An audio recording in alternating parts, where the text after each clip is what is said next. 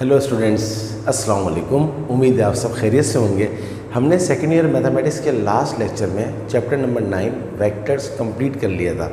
आज हम करने के लिए जा रहे हैं इस बुक का फर्स्ट चैप्टर, जिसका नाम है function and limits, chapter number 1। अब हम क्योंकि रिड्यूस सिलेबस के हिसाब से पढ़ रहे हैं तो इसमें दो एक्सरसाइजेस ही इम्पॉर्टेंट हैं। एक एक्सरसाइज है 1.6 और एक है 1.7। तो ये दो एक्सरसाइजेस ही हैं जो कि इम्पॉर्टेंट हैं, और बाकी जो रिमेनिंग एक्सरसाइजेस हैं वो रिड्यूस हो गई हैं, तो उसको आपने स्किप कर देना है। हालांकि मैं नहीं समझता कि हमें स्किप करना चाहिए, बट दो वजूहात हैं। एक तो ये कि अगर मैं स्किप नहीं भी करवाता तब भी आपने कर देना था, और दूसरी बात यह है कि टाइम भी नहीं है हमारे पास कि हम वो एक्सरसाइजेस कर सकें। तो हम डायरेक्ट वो टॉपिक स्टार्ट कर रहे हैं जो कि हमारे इस दफ़ा के सिलेबस में हैं। तो इस दफ़ा के सिलेबस में हमारे फंक्शन नहीं है बट लिमिट्स है। और कौन सी लिमिट है? Limit of a function. दो तरह की लिमिट होती हैं, एक लिमिट ऑफ सीक्वेंस, एक लिमिट ऑफ फंक्शन। तो लिमिट ऑफ फंक्शन हमारे कोर्स में है, तो हम वही करने के लिए जा रहे हैं। चलिए सबसे पहले हम डेफिनेशन देखते हैं कि लिमिट का जो वर्ड है वो आखिर ये है क्या चीज़। मैथमेटिक्स में लिमिट किसको बोलते हैं? आम अल्फाज में भी हम लिमिट का वर्ड यूज़ करते हैं। जैसे हम जब दो लोग बहस कर रहे होते हैं और बहस करते करते बात बहुत आगे बढ़ जाती है, तो हम क्या बोलते हैं? कहते हैं यार अब आप अपनी लिमिट क्रॉस कर रहे हो, यानी कि जो आपका लेवल है आप उस लेवल से आप आगे जा रहे हो। होता है ना ऐसा स्टूडेंट्स, कि जब कोई इंसान दूसरे इंसान से लड़ रहा होता है और दूसरा इंसान कुछ ज़्यादा ही आगे बढ़ जाता है, तो पहला इंसान कहता है यार अब आप अपनी लिमिट क्रॉस कर रहे हो। इसी तरह आप देखते होंगे कि रोड के ऊपर भी लिखा हुआ होता है कि जी लिमिट एंड्स, यानी कि ये जगह जो है यहाँ तक की जो अप्रोच है वो एंड हो गई है, इससे आगे नहीं जा सकते। तो इसी तरह मैथमेटिक्स के अंदर भी एक डेफिनेशन है। उस डेफिनेशन को समझने के लिए मैंने एक एग्जांपल ली है। इंशाल्लाह इस एग्जांपल के बाद आपका कॉन्सेप्ट बहुत हद तक क्लियर हो जाएगा। लेकिन ये बता दूं मैं आपको कि लिमिट एक बहुत बड़ा कॉन्सेप्ट है, बहुत बड़ा। मैं देखें वर्ड किस तरह यूज़ कर रहा हूँ, बहुत बड़ा। यानी कि अगर हम लिमिट को प्रॉपर करें तो हमें कम से कम एक हफ़्ता चाहिए, 1 वीक, लिमिट को समझने के लिए। लिमिट की बहुत सारी टाइप्स होती हैं, लिमिट के बहुत सारे रूल्स होते हैं, लेकिन हमारे कोर्स में जितना है हम इतना ही पढ़ेंगे, उससे आगे नहीं जाएंगे। तो देखते हैं definition of limit. Many times we can't work something out directly but we can see what it should be as we get closer and closer. बहुत दफ़ा ऐसा होता है कि हम कोई काम जो होता है वो डायरेक्ट नहीं कर पाते हैं। क्या लिखा हुआ है? Many times we can't work something out directly, कि जी हमने डायरेक्ट बस यही चीज़ करनी है, या हमने जो है वो किसी जगह पहुंचना है तो हमने बस डायरेक्ट उस जगह पहुंचना है। बट क्या लिखा हुआ है? We can see what it should be as we get closer and closer. तो हम उस जगह तक तो नहीं पहुँच सकते, लेकिन हम ये तो कर सकते हैं कि उस जगह के करीब तरीन पहुँच जाएँ। सही है ना? ये मेरा बोर्ड है, मैं इस बोर्ड के पास फॉर एग्ज़ाम्पल कुछ ऐसा मसला है इस बोर्ड के अराउंड, लेट सपोज कि मैं इस बोर्ड के बिल्कुल करीब नहीं पहुंच सकता, मतलब मैं इस बोर्ड को अपने आप से टच नहीं कर सकता। एक मिसाल दे रहा हूं मैं आपको, बट ये ज़रूर हो सकता है कि मैं इस बोर्ड के करीब तरीन पहुंच जाऊं, ये हो सकता है। तो इसको मज़ीद समझने के लिए एक एग्ज़ाम्पल देखिए बहुत अच्छी तरह से। फॉर एग्ज़ाम्पल हमारे पास एक जो है वो अलजेब्रिक जो है वो सेंटेंस लिखा हुआ है, x² - 1 अपॉन x - 1। ये मैंने अपनी तरफ से ले लिया। लेट सपोज अगर मैं इस पूरे फंक्शन के अंदर x = 1 पुट कर दूं, जहाँ जहाँ x है वहाँ मैं अगर 1 पुट कर दूं तो क्या होगा? x की जगह 1 पुट किया 1 का स्क्वायर -1 अपॉन x की जगह 1 पुट किया 1 - 1। 1 का स्क्वायर होता है 1 - 1 अपॉन 1 - 1। अब आप गौर से देखें, 1 में से 1 गया 0, बल्कि काटता नहीं दिखा देता ऐसे। 1 में से 1 गया 0, 1 में से 1 गया 0।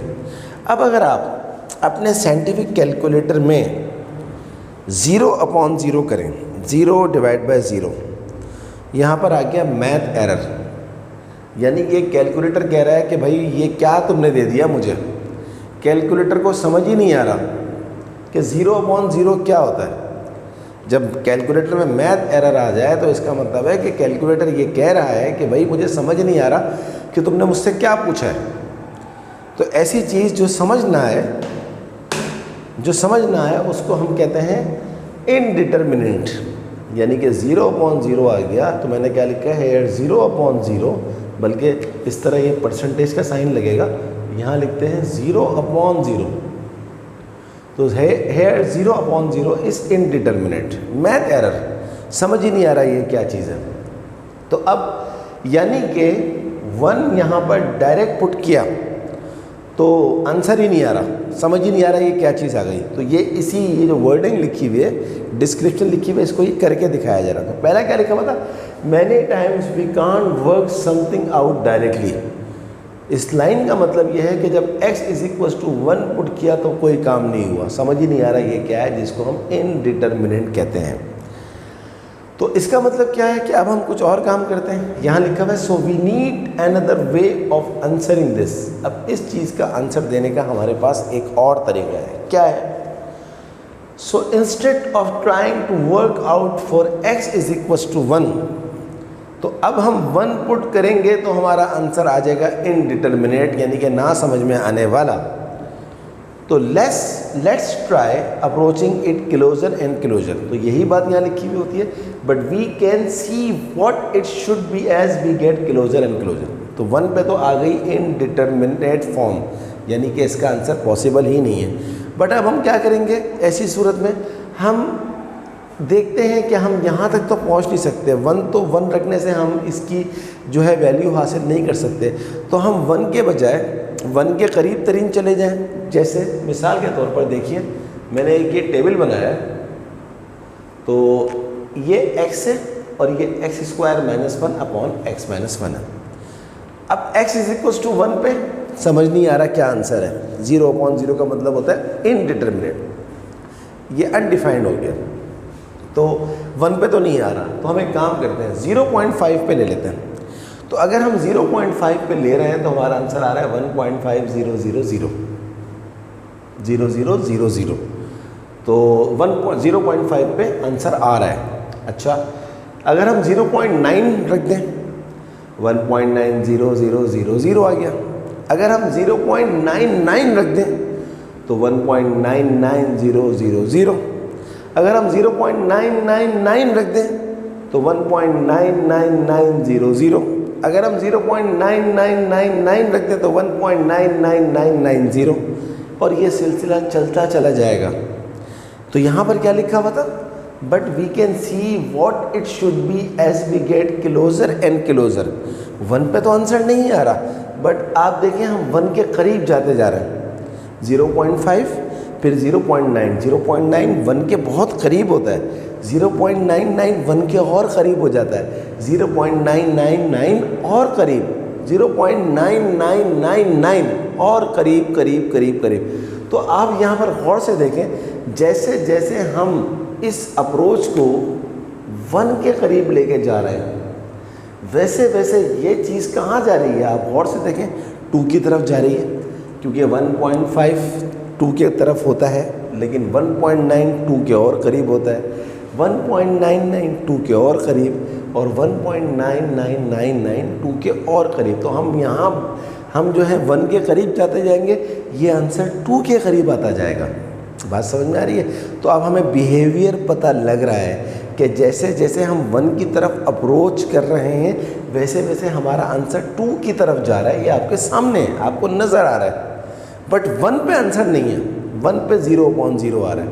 बट 1 के बे इंतहा करीब पहुंच गए तो 2 के भी बे इंतहा करीब पहुंच रहे हैं। तो यहाँ मैंने क्या लिखा है, now we see that as x gets closer और close to 1, then x² - 1/x - 1 gets close to 2। सही बात है ना? जो ये 2 लाइन्स लिखी हुई हैं वो आपको बोर्ड पे भी नज़र आ रही हैं। जैसे जैसे हम 1 की तरफ पहुंच रहे हैं, वैसे वैसे जो ये चीज़ है x square minus one upon x minus one वो 2 के क्लोज तरीन हो रही है, तो 1.9999 2 के बहुत करीब है, बट 2 नहीं कहेंगे। इसी तरह हम कहाँ पहुँच रहे हैं, 1 के बहुत करीब, बट 1 नहीं है, ये सही है, करीब तरीन पहुँच रहे हैं। तो अब यही तो चीज़ है लिमिट। देखिए क्या लिखा हुआ है, कॉन्क्लूजन। कॉन्क्लूजन क्या लिखा है मैंने, when x is equals to 1 we don't know the answer indeterminate. जब x इज इक्वल्स टू 1 रखा डायरेक्ट तो हमें आंसर मिला ही नहीं। ये आंसर क्या है हमें पता ही नहीं, 0/0 क्या होता है, इसीलिए इसको क्या बोलते हैं, इनडिटरमिनेट। बट सेकंड देखिए क्या लिखा हुआ है, but we can see that it is going to be 2। जैसे जैसे हम अप्रोच कर रहे हैं 1 की तरफ, वैसे वैसे ये अप्रोच कर रहा है 2 की तरफ। तो यहाँ से हमारे पास एक और सेंटेंस हम लिखने के लिए एलिजिबल हो गए हैं इस पूरी चीज़ को समझाने के बाद। We want to give the answer 2 but we can't. अब हम आंसर 2 देना चाहते हैं, बट हम आंसर 2 दे नहीं सकते क्योंकि आंसर 2 तो नहीं आ रहा, आंसर तो आ रहा है 1.999999 चलता चला जाएगा। ये डैश डैश डैश का मतलब है आप 99 बढ़ाता जाए, वहाँ भी 99 बढ़ता जाएगा, तो ये 1 के क्लोज तरीन हो जाएगा, ये 2 के क्लोज तरीन हो जाएगा, लेकिन 2 तो नहीं होगा। तो यहाँ पर यही बात लिखी हुई है, we want to give the answer 2 but we can't, so instead to say what is going on by using the special word limit. तो अब हम डायरेक्ट आंसर तो देने के लायक है नहीं इस किस्म के क्वेश्चंस का, we are not eligible to give the answer directly. तो अब हम यहाँ पर वर्ड यूज़ करेंगे लिमिट का। जैसे जैसे यहाँ लिखा होता ना close close close close closure, तो अब हम वर्ड यूज़ करेंगे लिमिट का, आपको डेफिनेशन समझ में आ जाएगी। ये है LIMIT लिमिट। क्या लिखेंगे अब हम इस चीज़ को लिमिट की फॉर्म में, the limit of x square minus 1 upon x minus 1 as x approaches 1 is 2। वो ये कह रहा है कि x square minus 1 upon x minus 1 की जो लिमिट है वो 2 होगी जब x जो है वो 1 तक अप्रोच करेगा, 1 नहीं होगा, 1 की तरफ अप्रोच करेगा। और इसको हम लिखते किस तरह हैं ये भी आप सीख लें, limit x tends to 1 x square minus 1 upon x minus 1 is equals to 2। ये चीज़ जो है ये जो एरो का साइन बना हुआ है, ये वाला एरो, इसको बोलते हैं टेंस टू। क्या बोलते हैं इसको, tends to. Limit x tends to 1 x square minus 1 upon x minus 1 is equals to 2। तो अब आपको बात समझ में आई, ये चीज़ जो लिखी हुई है, we see that as x gets close to 1 then x square minus 1 upon x minus 1 gets close to 2। तो देख लीजिए आप, limit x tends to 1 x square minus 1 upon x minus 1, जब x अप्रोच कर रहा है 1 की तरफ, टेंस टू का मतलब है टूवर्ड्स 1, अप्रोच कर रहा है 1 की तरफ, तो आपकी जो इस चीज़ की जो वैल्यू है वो अप्रोच कहाँ करेगी, 2 की तरफ। अब इस चीज़ को हम ग्राफ में भी देख लेते हैं। अगर हम x square minus 1 upon x minus 1 का ग्राफ बनाएं तो वो स्टूडेंट एक स्ट्रेट लाइन होती है, ये एक स्ट्रेट लाइन हो गई। तो देखिए आप यहाँ पर मैंने क्या शो किया है, यहाँ मैंने क्या शो करने की कोशिश की है कि जैसे जैसे हम x की वैल्यू को 1 की तरफ लेके जा रहे हैं, वैसे वैसे इस चीज़ की वैल्यू कहाँ जा रही है, 2 की तरफ, बट 2 नहीं है, 2 की तरफ जा रही है। इसीलिए देखिए मैंने एक एम्प्टी सर्किल बनाया 1 और 2 के ऊपर, x का वैल्यू 1 और fx यानी कि फंक्शन का वैल्यू क्या आ रहा है, 2 आ रहा है। तो इसीलिए मैंने देखिए एक होल बनाया कि भाई अप्रोच हो रही है, gets closer to and closer to closer to closer to 1, then this answer should be close to close to close to 2। तो इस तरह लिखते हैं, limit x tends to 1 x square minus 1 upon x minus 1 is equals to 2, और graph में उस value को जिस पे लिमिट आ रही है उस वैल्यू को हम एक एम्प्टी सर्किल से बनाते हैं। बट आपके कोर्स में तो ग्राफ है ही नहीं, तो इसलिए हम ग्राफिकल अप्रोच ऑफ लिमिट नहीं करेंगे। मैंने आपसे कहा ना कि लिमिट एक बहुत बड़ा टॉपिक है, और जब आप हायर लेवल पे स्टडी करेंगे तो आप देखेंगे लिमिट की कितनी सारी चीज़ें हैं। बट हमारे कोर्स में जितना है हम इतना ही पढ़ने के लिए जा रहे हैं, और मैंने आपको इतनी ही डेफिनेशन बताई है। मैं लिमिट की जो फॉर्मल डेफिनेशन बुक में लिखी हुई है वो भी नहीं बताऊंगा, क्योंकि उसमें भी आपका अभी टाइम ज़ाया होगा। हालांकि असल डेफिनेशन वही है, बट अभी नहीं, अभी हम एक्सरसाइज के क्वेश्चंस करेंगे। तो आई होप कि आपको इतना ज़रूर समझ में आ गया होगा कि लिमिट का मतलब क्या है इस एग्जाम्पल से। चलिए जनाब, अब हम आपको बताते हैं एक और चीज़ बहुत इम्पॉर्टेंट है, मेथड। हेडिंग डाल रहा हूं, methods to evaluate the limit. जब आपको क्वेश्चन दिया जाएगा, जैसा कि अभी हम 1.6 शुरू करने के लिए जा रहे हैं, तो मेथड क्या होंगे, कौन से मेथड लगेंगे लिमिट्स को इवेल्युएट करने के लिए। तो पहला मेथड जो होता है इवेल्युएट करने का, वो होता है फैक्टराइजेशन। दूसरा मेथड होता है रैशनलाइजेशन।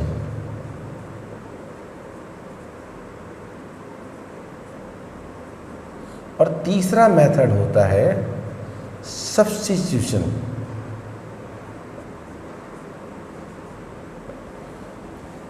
अब फैक्टराइजेशन कहाँ लगाएंगे? जहाँ फैक्टराइजेशन हो रही होगी। रैशनलाइजेशन कहाँ लगाएंगे? ऐसे क्वेश्चंस के अंदर जहाँ पर आपको रूट नज़र आ रहा होगा। और सब्स्टिट्यूशन कहाँ लगाएंगे? जहाँ पर आप ये दोनों चीज़ों में नाकाम हो जाएंगे तो फिर सब्स्टिट्यूशन आएगी। कहाँ आएगी ये हम थोड़ी देर के बाद देखेंगे। सबसे पहले हम स्टार्ट कर रहे हैं अपनी एक्सरसाइज 1.6 जो कि आपके सिलेबस का हिस्सा है। इसमें टोटल 17 क्वेश्चंस हैं, 17 क्वेश्चंस हैं, और इंशाल्लाह हम ये सारे क्वेश्चंस करेंगे। इसके अलावा अभी थ्योरी पूरी कंप्लीट नहीं हुई, थ्योरम्स ऑफ लिमिट भी हैं जो कि आपकी एक्सरसाइज के क्वेश्चंस में काम आएंगे। बट जब मैं आपको जो है वो क्वेश्चंस आएंगे जहाँ पर थ्योरम्स लगेंगे तो मैं उस वक्त आपको बता दूंगा, अभी बताने की ज़रूरत नहीं है। Let's start question number 6, exercise 1.6। Evaluate question number 1, limit x tends to 0 3x3 minus 2x square plus x upon 4x square plus 2x। Question number 2,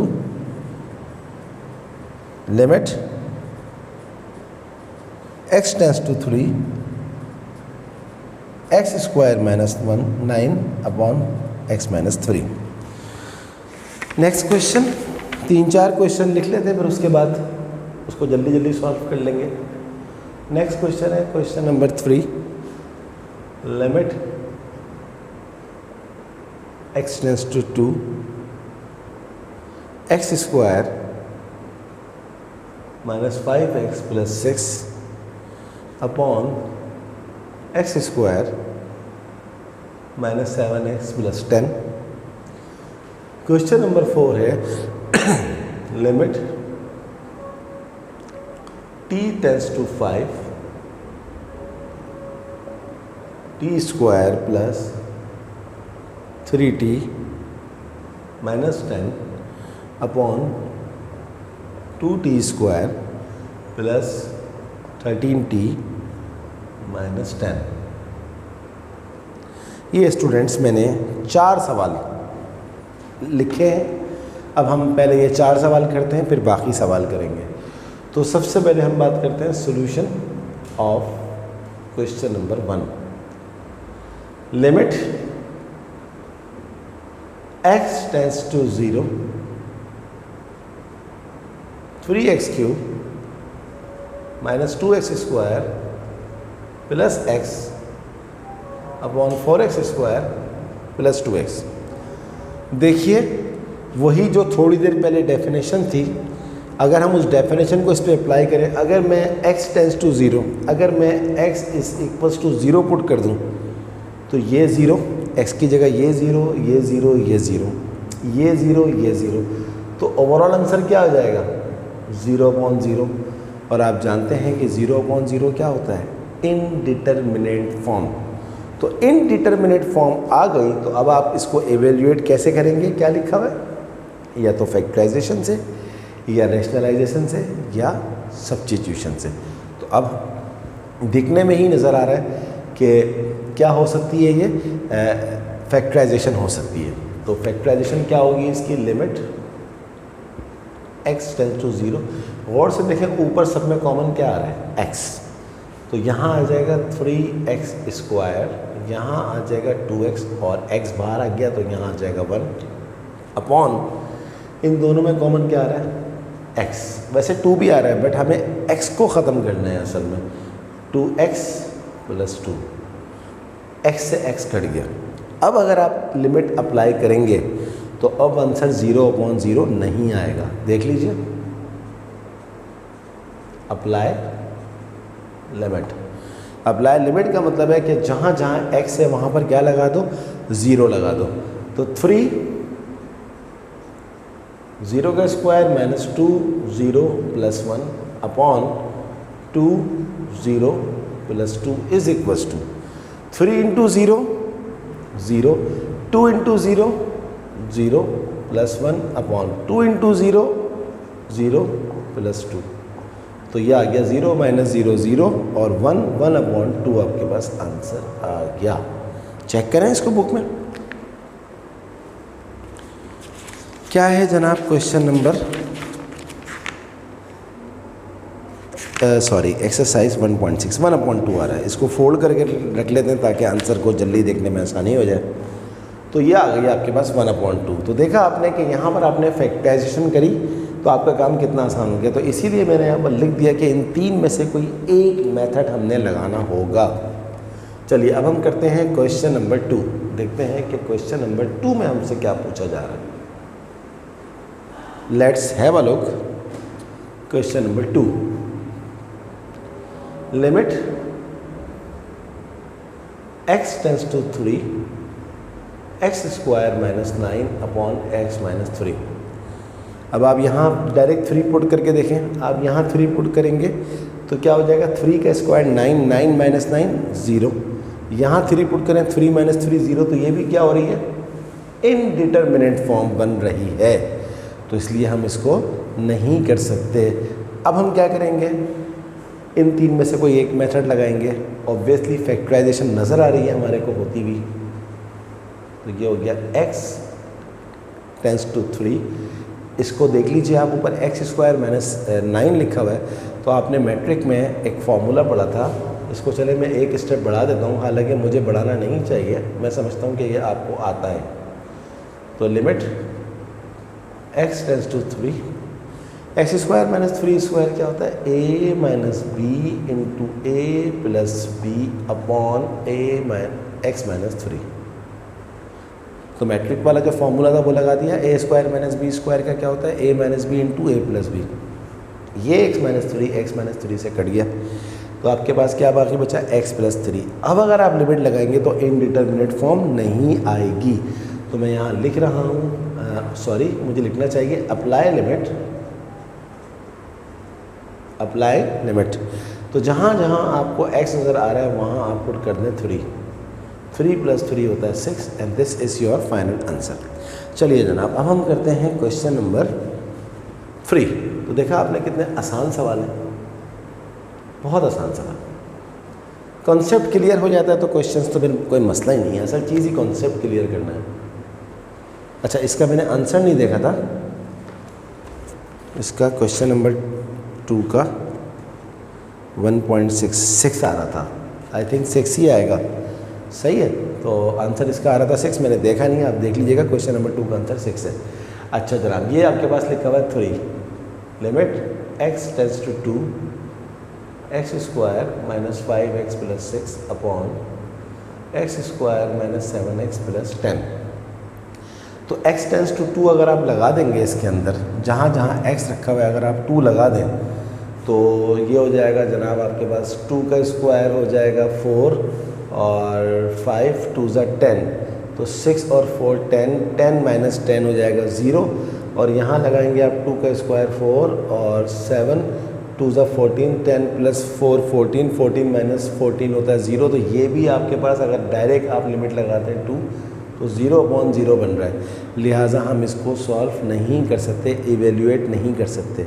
तो फिर अब क्या करेंगे हम, वही बात, इसकी फैक्टराइजेशन होती हुई नज़र आ रही है मिडिल टर्म ब्रेक, तो हम इसकी फैक्टराइजेशन यहाँ कर लेते हैं, x square minus 5x plus 6, तो ये हो जाएगा x square minus 6x plus 6, तो इससे नहीं होगा, ये हो जाएगा x square minus 3x minus 2x plus 6, इन दो को अलग कर लें, x minus 3 minus 2 x minus 3 x minus 3 x minus 2। तो मैंने ये इसलिए जल्दी की है कि मेरे जहन में ये बात है कि आप लोग सेकेंड ईयर के स्टूडेंट्स हैं और आपको फैक्टराइजेशन बहुत अच्छी आती होगी। तो जनाब ये आ गया लिमिट x टेंस टू 2, इसकी फैक्टराइजेशन क्या आई, x माइनस 3 और x माइनस 2। अब हम करते हैं नीचे वाले की फैक्टराइजेशन। नीचे क्या लिखा हुआ है, x square minus 7x plus 10, 10 1 ज़ा 10 और 5 2 ज़ा 10, तो ये हो जाएगा x square minus 5x minus 2x plus 10, x common ले लें, x माइनस 5 माइनस 2 कॉमन ले लें, x माइनस 5, तो ये हो जाएगा x माइनस 5 और x माइनस 2।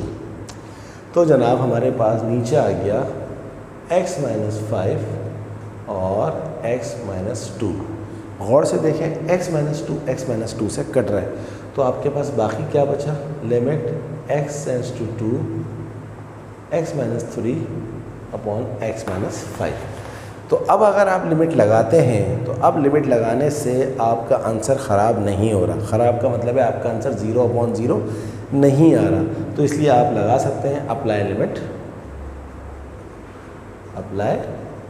लिमिट, जहाँ जहाँ x है वहाँ पर 2 पुट कर दें, ये हो जाएगा 2 माइनस 3 अपॉन 2 माइनस 5, 2 माइनस 3 होता है -1, 2 माइनस 5 होता है -3, माइनस से माइनस कट गया, 1/3 is the final answer. But I want to check the answer in the book. Question number क्या था जनाब, ये 3 था, 1/3 ही आ रहा है। चलिए अब हम करते हैं इसका क्वेश्चन नंबर 4, देखते हैं कि क्वेश्चन नंबर 4 में हमसे क्या पूछा जा रहा है। इसको रब कर देते हैं। तो अब तक हमने जितने भी क्वेश्चंस किए हैं वो सारे ही क्वेश्चन जो हैं वो फैक्टराइजेशन से हो रहे हैं। तो देखते हैं कहाँ तक होता है फैक्टराइजेशन से। ये आपके सामने 4 लिखा हुआ है तो मुझे दोबारा कॉपी करने की ज़रूरत नहीं है। ये है -10। तो अगर आप गौर से देखें तो ये भी आपके पास फैक्टराइजेशन हो रही है, 10t square plus 3t minus 10। तो 5 2 ज़ा 10, 5 माइनस 2 3 होता है। Middle term break method apply किया है मैंने प्रीवियस क्वेश्चन में और इसमें, t square plus 5t minus 2t minus 10, t common ले लें, t प्लस 5 माइनस 2 कॉमन ले लें, t प्लस 5। तो जनाब t प्लस 5 और t माइनस 2 लगा दीजिए लिमिट इसके ऊपर, लिमिट t टेंस टू 5, ये हो जाएगा जनाब t प्लस 5 और t माइनस 2। चलिए अब हम नीचे वाला देखेंगे, 2t square plus 13t minus 10। इस पे भी आप क्या करें, पहले फैक्टराइजेशन लगाइए, मिडिल टर्म ब्रेक लगाएं, 10 2 ज़ा 20 और हमें क्या चाहिए, हमें चाहिए 13। तो 20 में 13 कैसे आएगा, 5 4 ज़ा होता है 20 और 5, पहले मैं देख लूँ कि इसके अंदर, 1 मिनट, पहले मैं डायरेक्ट लिमिट लगा के देखूँ कि डायरेक्ट लिमिट से आंसर आ रहा है नहीं आ रहा। 5 का स्क्वायर प्लस 3 इंटू 5 माइनस 10, ऊपर आ रहा है 30, नीचे देखते हैं नीचे देखते हैं 2 इंटू 5 का square plus 13 into 5 minus 10 55 30 upon 55 36। 1 minute students, पहले मैं इसको देख लूँ फिर मैं आपको समझाता हूँ। 4 क्वेश्चन देखना पड़ेगा दोबारा कि सही कॉपी हुआ है। T square plus 3t minus 10 2t square plus 13t minus 10। तो इसकी फैक्टराइजेशन देखते हैं कि ये डायरेक्ट आंसर से हो रहा है क्योंकि इनडिटरमिनेंट फॉर्म आ नहीं रही है। तो इसको एक दफ़ा फिर चेक कर लेते हैं।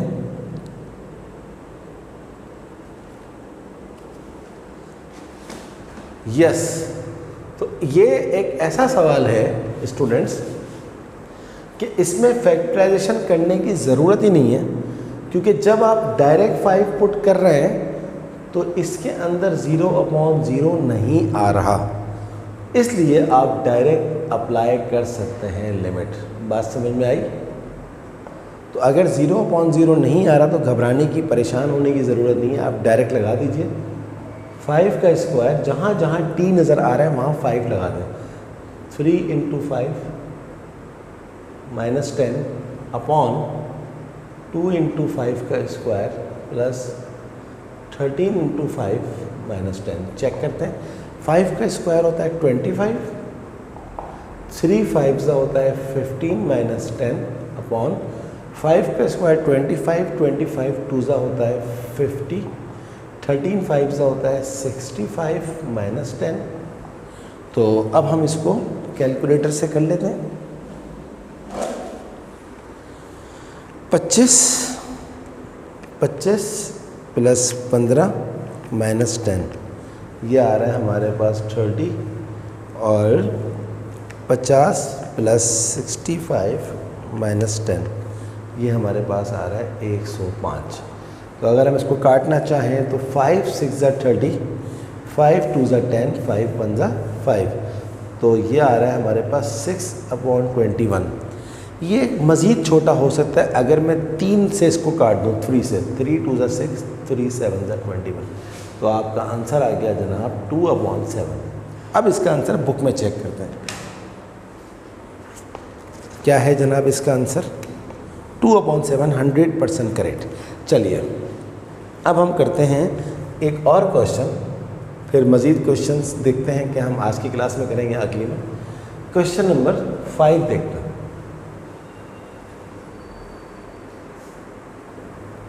तो अब तक तो आपने देखा कितना आसान चल रहा है और आगे भी इंशाल्लाह आसान ही चलेगा, कोई इतने मसले वाली बात नहीं है। Let's have a look question number 5।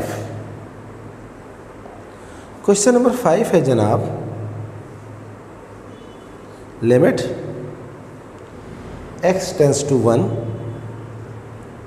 x to the power n minus 1 upon x minus 1। ये सवाल है, कह रहा है लिमिट x टेंस टू क्या निकालो? 1 निकालो, जबकि x की power n minus 1 upon x minus 1। तो अगर आप, और n belongs to natural numbers, सही है, n जो है वो एक नेचुरल नंबर है। नेचुरल नंबर का मतलब होता है all positive numbers from starting from 1। तो अब अगर आप 1 डायरेक्ट पुट कर दें, आप गौर से देखें, अगर आप 1 डायरेक्ट पुट कर देंगे तो ये हो जाएगा 1 1 माइनस 1 0, और ये आपके पास आ जाएगी इनडिटरमिनेट फॉर्म, नज़र आ रहा है। तो अब अगर इनडिटरमिनेट फॉर्म आ जाएगी इसकी, तो फिर हम इस इनडिटरमिनेट फॉर्म से बचने के लिए क्या करें? इससे बचने के लिए अब इसको फैक्टराइजेशन से ही करेंगे, लेकिन इसकी ये जो x की पावर n माइनस 1 है, इसकी फैक्टराइजेशन के लिए हम एक फॉर्मूला यूज़ करेंगे, और वो फॉर्मूला आपकी बुक में ही लिखा हुआ है। तो मैं आपकी बुक से ही कॉपी करके लिख रहा हूँ, क्योंकि मुझे फॉर्मूले इतने अच्छे याद नहीं होते।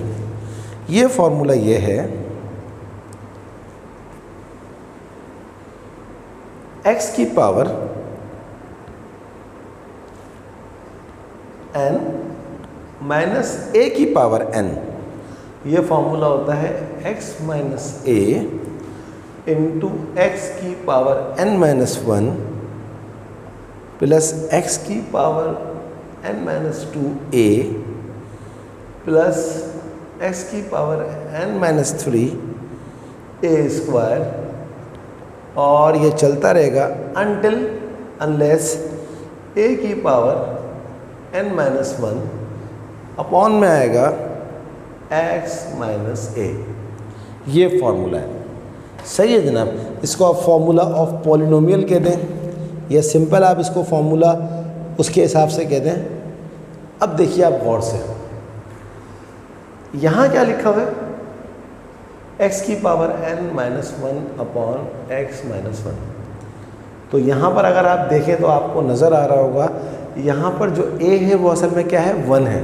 हेयर यहाँ लिख देता हूँ, हेयर a इज़ 1। तो इस पूरे फॉर्मूले में आपको जहाँ जहाँ x नज़र आ रहा है वहाँ तो यही आएगा, जहाँ जहाँ a नज़र आ रहा है वहाँ 1 लगा दें, x माइनस a। तो ये हो गया जनाब। अच्छा एक चीज़ और देख लूँ मैं, 1 मिनट।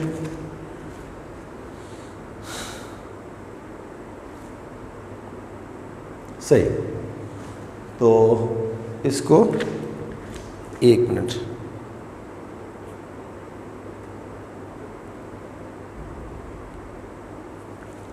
नहीं, ये जो फॉर्मूला होता है इसमें ये लगाने की ज़रूरत नहीं है।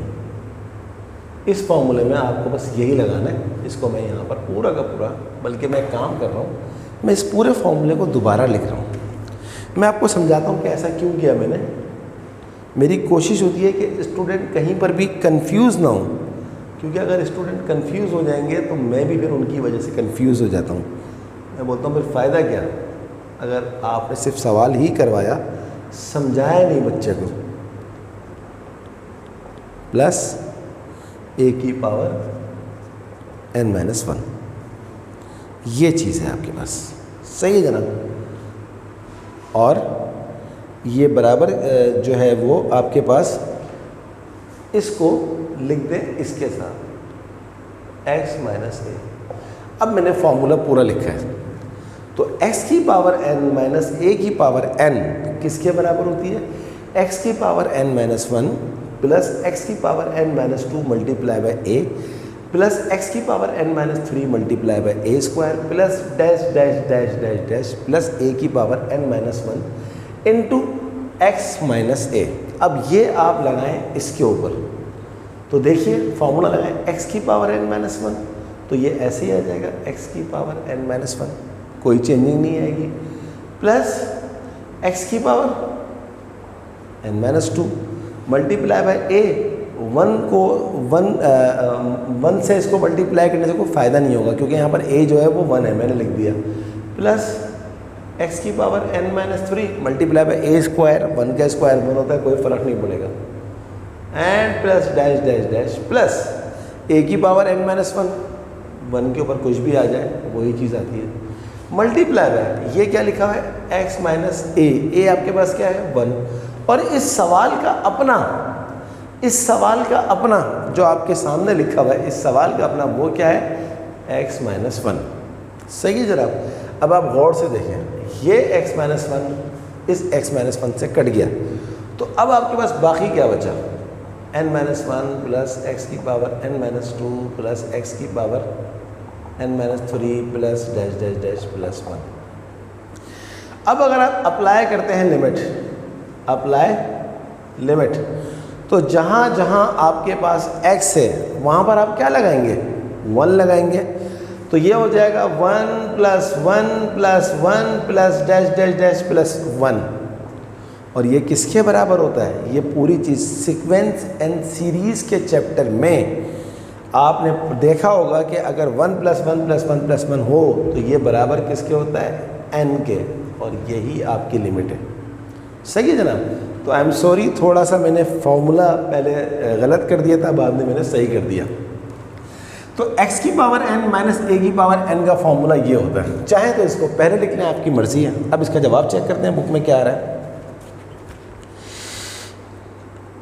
n, ये क्वेश्चन नंबर 5 था।